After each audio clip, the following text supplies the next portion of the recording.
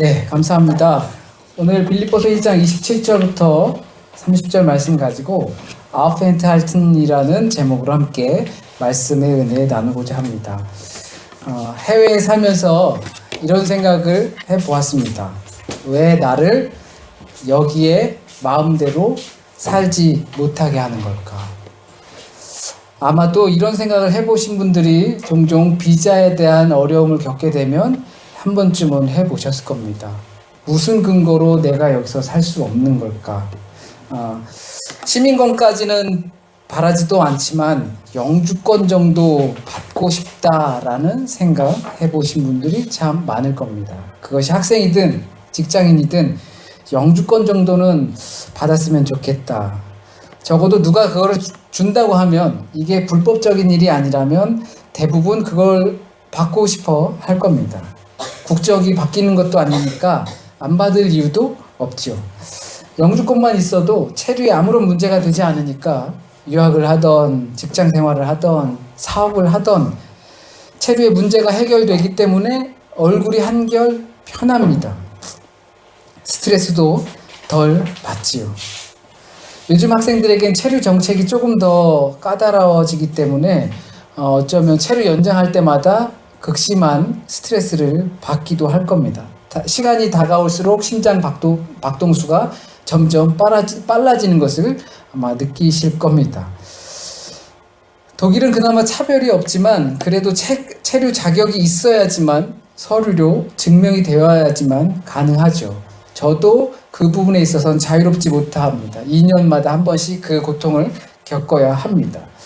이런 측면에서 그리스도인을 지칭해서 소위 하늘의 시민권자다라고 말을 합니다.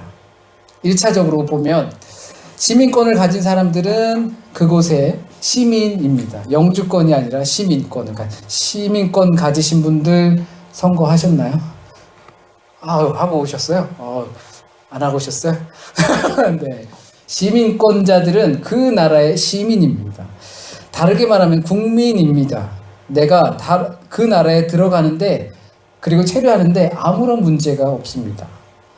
제가 한국에 들어갈 때 비행기 티켓 끊어가지고 한국 들어갈 때 누가 뭐라고 하지 않습니다. 왜 들어오는지 무엇을 하기 위한지 따지지 않습니다. 왜냐하면 거긴 내 국가이기 때문입니다.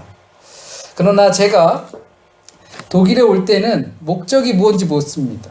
여행으로 오는지, 유학 때문에 오는지, 아니면 사업차, 출장차, 왜 오는지 따져 묻게 되어 있습니다. 시민권자는 그 나라의 국민이기 때문에 그곳에서 사는데 아무런 문제가 없습니다. 그리고 비록 제가 독일에 살지만 저는 대한민국 국민입니다.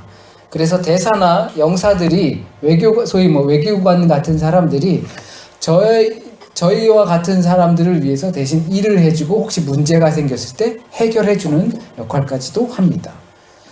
외국에 살다 보니까 대한민국 국민이라는 것을 많이 잊고 살지만 요즘은 많이 좋아져서 대통령 선거도 할 수 있게 되고 국회의원, 심지어는 도지사 이런 지방선거까지도 할 수 있는 기회가 제공되어지고 있습니다. 국가에서 다른 나라에 살지만 저 사람들 우리 국민이다라고 생각하기 때문에 그들이 행할 수 있는 국민으로서의 책임과 의무를 다할 수 있는 기회를 제공해 주는 겁니다. 다른 나라 살지만 어느 나라 국민이냐 굉장히 중요합니다. 그러니까 어디에 사는가가 중요한 게 아니고 어느 나라 시민권자로서 살아가는가가 중요하다라는 이야기죠. 그렇다면 우리는 하늘 시민권자로 어디서든지 살 수 있습니다. 땅에서도 살 수 있고 하늘에서도 살 수 있습니다. 사는 곳, 거기가 어디냐가 중요한 것이 아니라 시민권을 가졌다 또는 그렇지 못하다 그것 때문이 아니라 다만 우리는 하늘 시민권자로서 이 땅에 그냥 체류하는 것 뿐이라는 겁니다. 대한민국 국민으로서 독일에 체류하는 것과 비슷하지요. 오늘 시민권자이자 하늘의 시민권자지 땅의 시민권자가 아니라는 겁니다. 하늘의 법이 나를 지배하는 것이지 땅의 법이 나를 지배하는 것이 아니다라는 말입니다. 그래서 우린 하늘을 본향이다라고 부릅니다. 그렇기 때문에 우리가 어디서 사는가에 초점을 두는 것이 아니라 어떻게 사는가에 초점을 맞추며 살아야 합니다.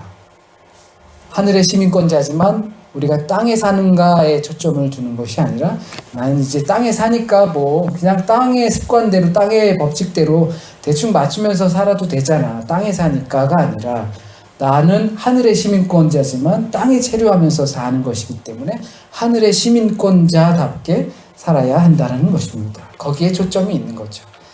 하늘의 시민권자로서 이 땅에 체류하면서 어떻게 사는가?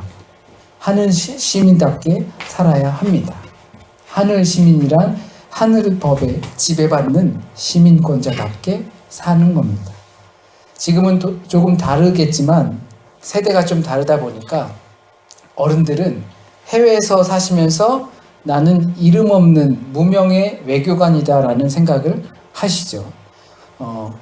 어디 관공서 가서 뭐 LG나 삼성 이런 텔레비전만 붙어 있어도 기분이 좋고 한국 차들이 막 다니기만 해도 기분이 좋고 올림픽이나 이런 데서 막 우리나라 이긴다고 하면 막 기쁘고 자랑하러 다니고 한국의 이미지를 조금이라도 더 소개하고 싶어하고 나는 이름 없는 외교관이다라는 생각들이 있으십니다. 그 상태로 오셔서 또 국가를 위해서 외국 땅에서 또 헌신하신 분들도 많이 있고요.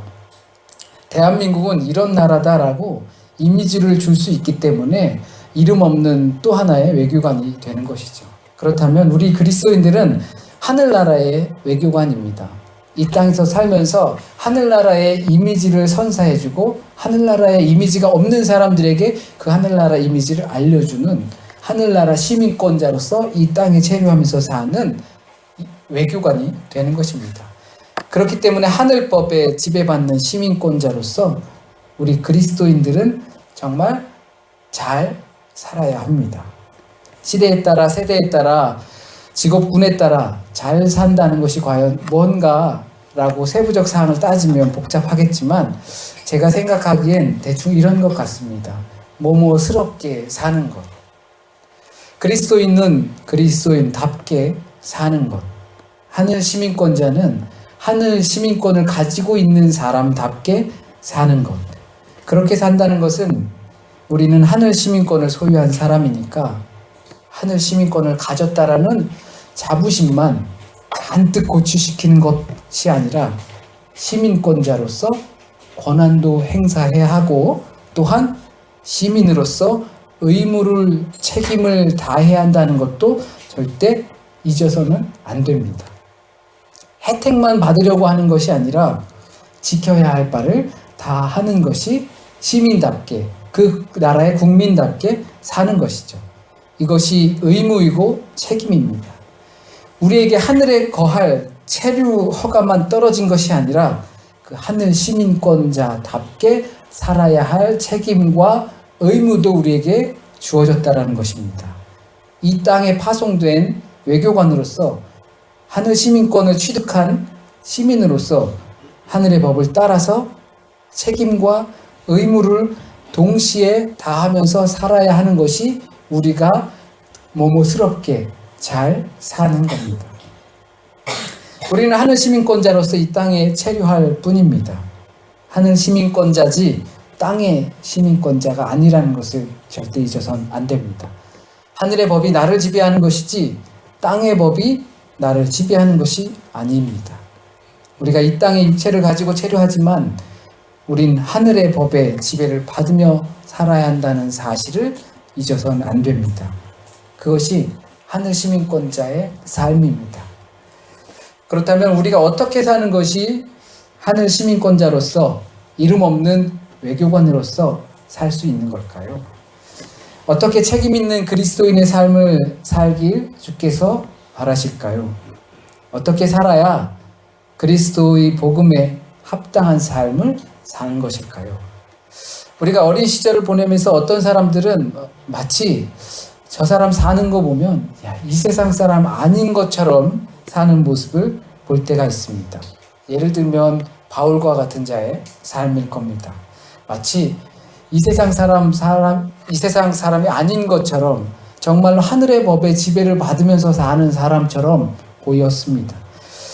복음 앞에서 자신이 죽는 것까지도 내가 빌립보서에서 말한 것처럼 내가 복음의 비밀을 선포하기 위하여 자유가 되지 못하더라도 이 감옥에서 내가 죽는다 하더라도 그 죽음까지도 그리스도의 복음 안에서 유익하다라고 말할 정도였죠.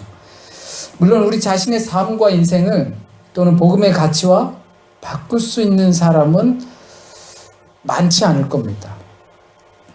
내가 바라는 그 삶의 미래 또는 지금 당장 누리고 있는 삶의 가치, 이것을 복음과 맞바꾸면서까지 담대하게 살 수 있는 사람들은 극히 일부일 것입니다. 물론 그렇게 사는 것이 그리스도의 복음에 합당하게 사는 것이고 그리스도인답게 사는 걸 겁니다. 하늘 시민권자로서 하늘의 법의 지배를 받으면서 사는 걸 겁니다. 하지만 10중 8구 그렇게 살지 못하는 것이 우리 자신이라는 거죠. 그런데 낭망하지 말고 다만 우리가 떠올릴 수 있었으면 좋겠습니다. 예수 그리스도를 믿는다는 것, 그리스도의 복음에 합당하게 산다는 것, 하늘 시민으로서 외교관으로서 산다는 것은 그를 믿는 것뿐만 아니라 그와 함께 고난도 당해야 한다는 책임과 의무가 우리에게 주어졌다라는 것. 그렇게 살지는 못하지만 10중 8구 우리의 삶 가운데서 그렇게 살지는 못하지만 우리가 하늘 시민권자로서 맡겨진 책임과 의무도 있다라는 것.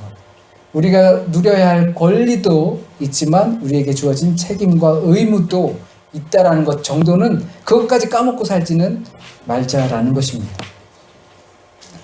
이것이 우리의 책임이고 의무입니다. 예수를 위하여 고난 당하는 것은 우리가 염려할 일이 아니라 하나님께 더 가까이 가서 우리가 보다 완성되어져 가고 있다는 것을 우리가 깨달았으면 좋겠다라는 것입니다. 우리에게 닥치는 고난이 염려와 근심으로 쌓여가는 일들이 있는 것이 아니라 그리스도 때문에 당하는 우리의 책임과 의무 때문에 당하는 그 고난이 하나님의 완성의 길로 이루어져 가고 있다는 것을 우리가 기억했으면 좋겠습니다. 힘들지요. 그 고난 닥칠 때 염려되지요. 그리고 포기하고 싶고 외면하고 싶고 그럴 때 분명히 있지요. 하지만 잊지 말자는 겁니다. 하나님의 완성의 길로 우리가 가고 있다는 것. 내가 그리스도인으로서 책임과 의무를 다 하고 있기 때문에 우리에게 주시는 고난이라는 것.